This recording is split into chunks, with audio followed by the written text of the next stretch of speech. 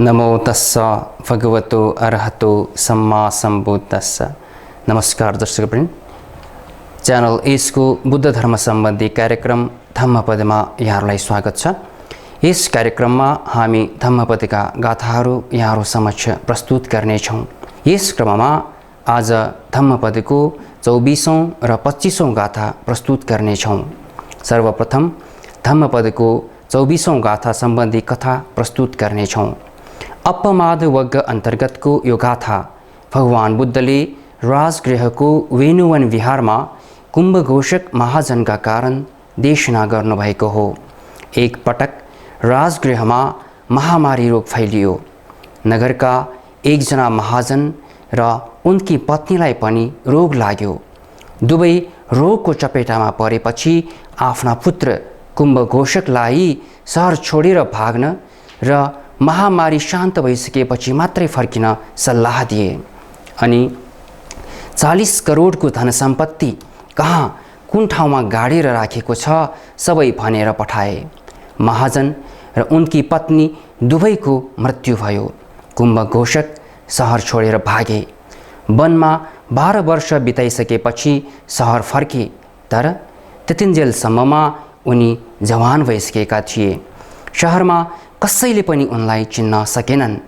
धन गाडेर राखेका ठाउँहरूमा गएर हेरे, ती जस्ताको तस्तै थिए, तर उनलाई महाजनको पुत्रको रूपमा परिचय दिलाउने कोही थिएनन्। गाडिएर राखिएको धन निकालेमा एकजना गरिब युवक अकस्मात धनी भएकोमा मानिसहरूले शङ्का उपशङ्का गरी राजालाई उजुर गर्न सक्ने अवस्था थियो। त्यसो भएमा त्यो धन जफत हुने मात्रै नभई कारागारमा समेत बन्द हुनुपर्ने अवस्था आउन सक्थ्यो। त्यसकारण अहिले गाडिएको धन निकाल्ने उपयुक्त समय नभएको, तर जीविका चलाउनको लागि केही काम खोज्नुपर्ने निष्कर्षमा उनी पुगे। त्यही पुरानै लुगा लगाएर उनी कामको खोजीमा निस्के। उनले काम पाए।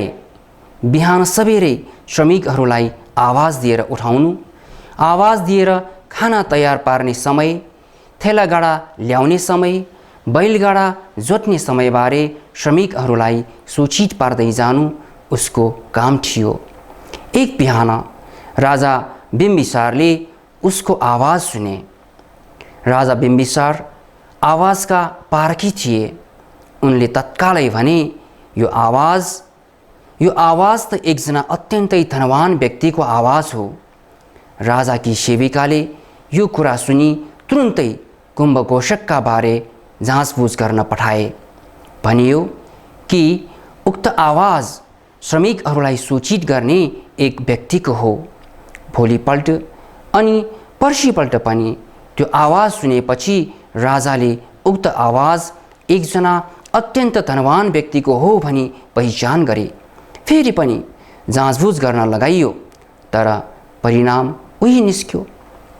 त्यसपछि सेविकाले आफै गएर सोधखोज गर्नका लागि राजासँग अनुमति मागे। भेष परिवर्तन गरेर सेविका आफ्नी छोरीसँग कुम्भघोषक कहाँ गए। यात्रा गर्दै आएको यात्रीका रूपमा प्रस्तुत हुँदै सेविकाले बास दिन अनुरोध गरे। त्यसपछि मात्र एक रातका लागि उनीहरूले कुम्भघोषकको घरमा बास पाए। तथापि उनीहरूले बास बस्ने समय लम्ब्याउँदै गए। त्यस अवधिमा राजाले 2 पटक घोषणा जारी गरे कि श्रमिकहरूको बस्तीमा एउटा समारोहको आयोजना गरिनेछ र त्यसका लागि हरेक गृहपतिले अनिवार्य रूपमा कर भुक्तान गर्नुपर्नेछ।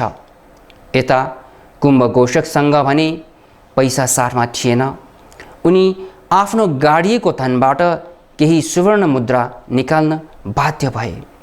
कुम्भघोषकले ती सुवर्ण मुद्राहरू सेविकासँग साटे।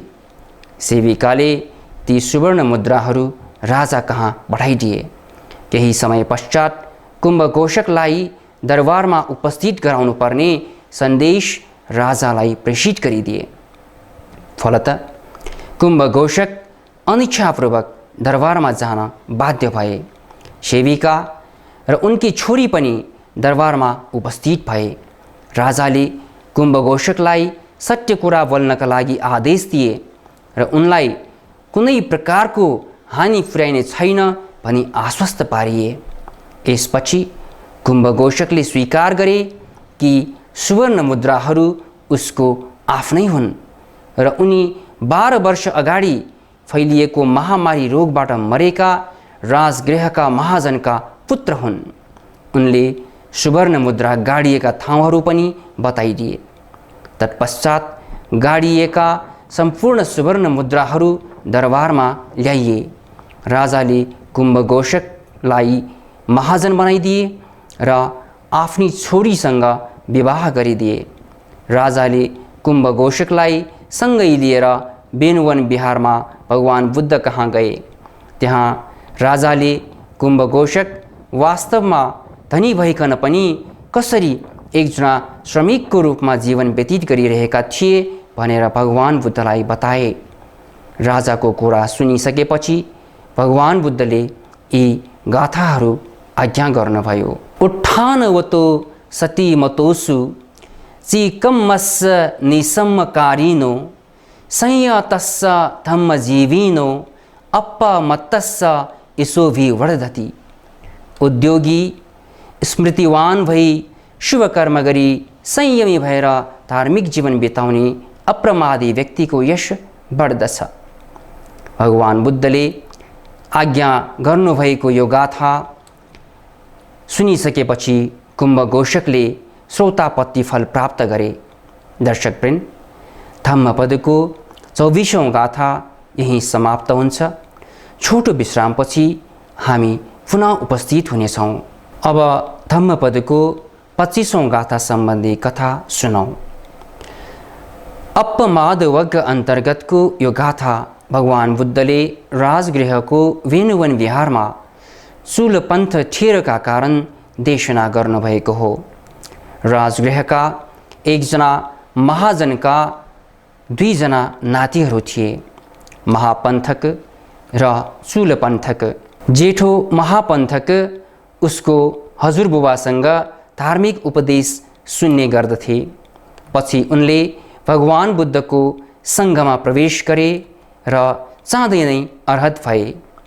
चूलपन्थकले पनि आफ्नो दाजुलाई पछ्याएर भिक्षु भए, तर 4 महिनामा एउटा गाथा पनि स्मरण गर्न सकेनन्।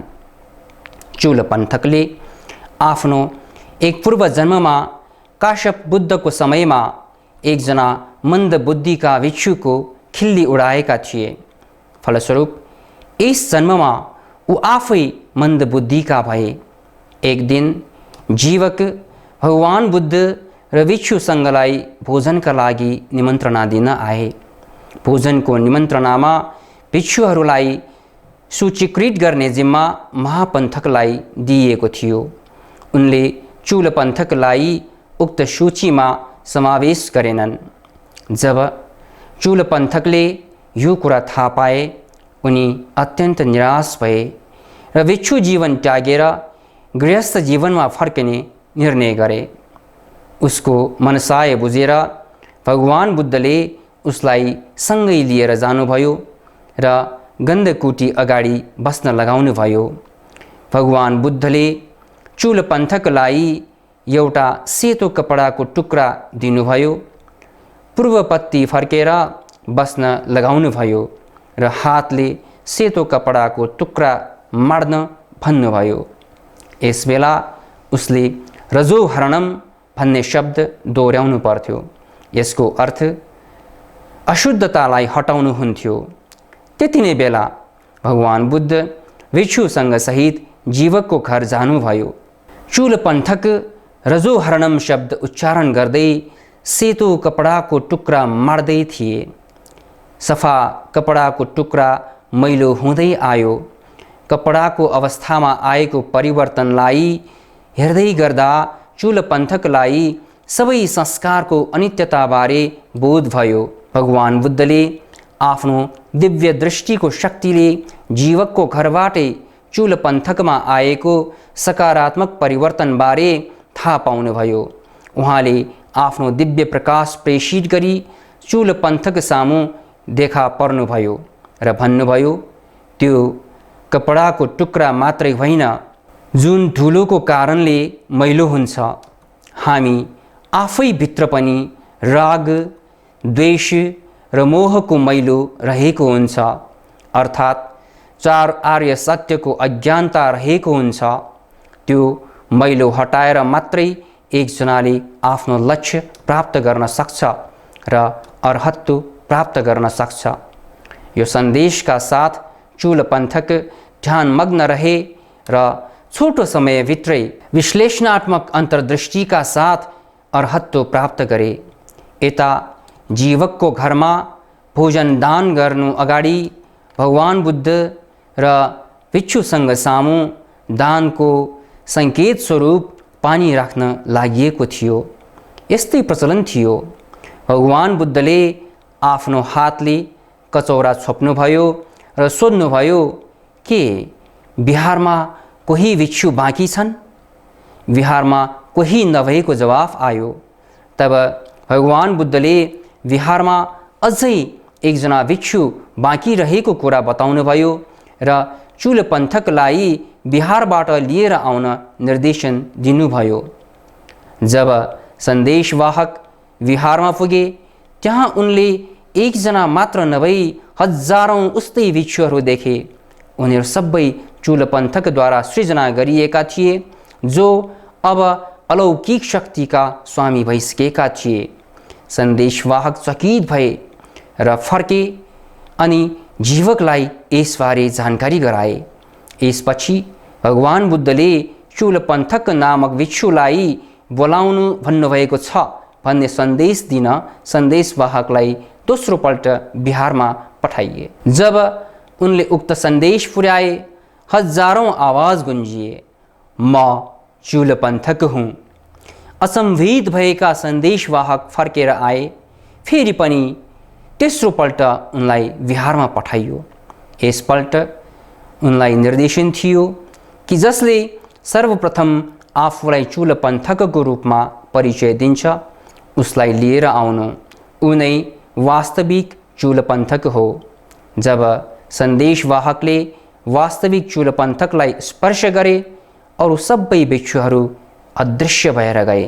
तत्पश्चात चुलपन्थक सन्देशवाहकको साथमा जीवकको घरमा पुगे। भोजनको समाप्ति पश्चात भगवान बुद्धको निर्देशन अनुसार पूर्ण आत्मविश्वास र साहसका साथ जवान सिंहले झैं गर्जना गर्दै चुलपन्थकले धर्म उपदेश दिए। पछि चुलपन्थकको अप्रत्याशित परिवर्तनलाई लिएर भिक्षुहरूमाझ भएको चर्चा परिचर्चालाई लिएर भगवान बुद्धले भन्नुभयो, जो मेहनती र दृढ छ, निरन्तर प्रयासरत छ, उसले अवश्य पनि अर्हत्व प्राप्त गर्दछ। त्यसपछि भगवान बुद्धले यी गाथाहरू आज्ञा गर्नुभयो। उत्थाने नप्पमादेन संयमेन दमेन च दीपम कैराथ मेधावीयम ओघो नाभि कीरति। बुद्धिमान मानिसले उद्योग गरी अप्रमादी भई संयममा बसी चित्त दमनद्वारा त्यस्तो द्वीप बनाउनु पर्दछ जसलाई क्लेश रूपी बाढी नै आए पनि डुबाउन नसकियोस्। दर्शकवृन्द, आजको धम्मपद कार्यक्रम यहीं समाप्त हुन्छ। सबैको मङ्गल होस्, जय होस्, भवतु सब्बा मङ्गलम।